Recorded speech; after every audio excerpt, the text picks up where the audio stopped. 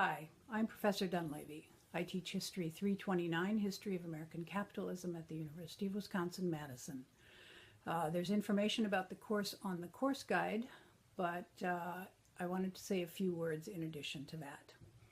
The first is there's a lot of short-termism in the world today.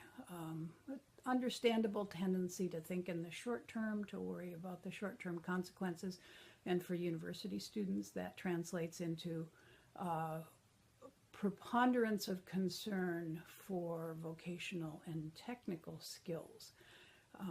But if you push back against that short-termism and think about the long term a bit, one of the things I think you'll find is that history courses are particularly one of the things you'll find in the long run is that a history course gives you particularly valuable skills that are very flexible and transferable. I like to think of it in the following terms. What you learn in a history course is how to analyze complex dynamic events on the basis of incomplete information, because history is about change. That's the dynamism. History is inevitably complex because historians don't engage in the kind of simplifying assumptions that other more theoretical disciplines do. And finally, it's simply inevitable that we never have all the information that we want, and so we always deal with incomplete information. So I think you can pick up some really important skills in the long run by taking history courses.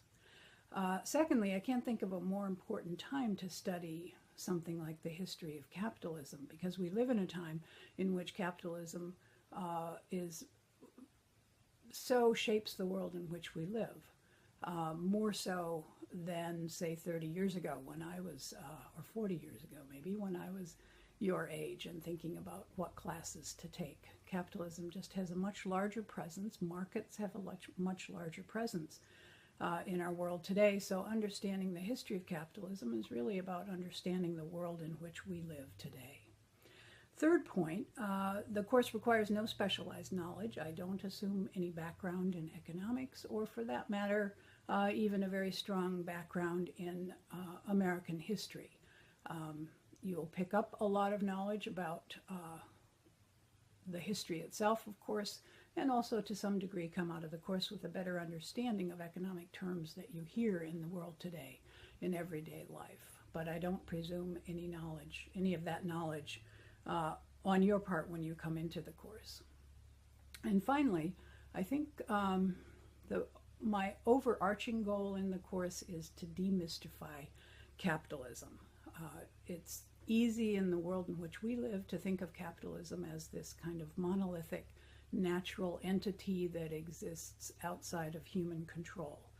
And one of the things you learn right away when you study its history is, in fact, that history is that capitalism is a product of decisions, historical decisions, maybe made by a multitude of individuals, maybe made by certain key individuals, but none, in any case, it's the product of social action of one sort or another. There is no capitalism without some social basis, let's say. It just simply could not exist.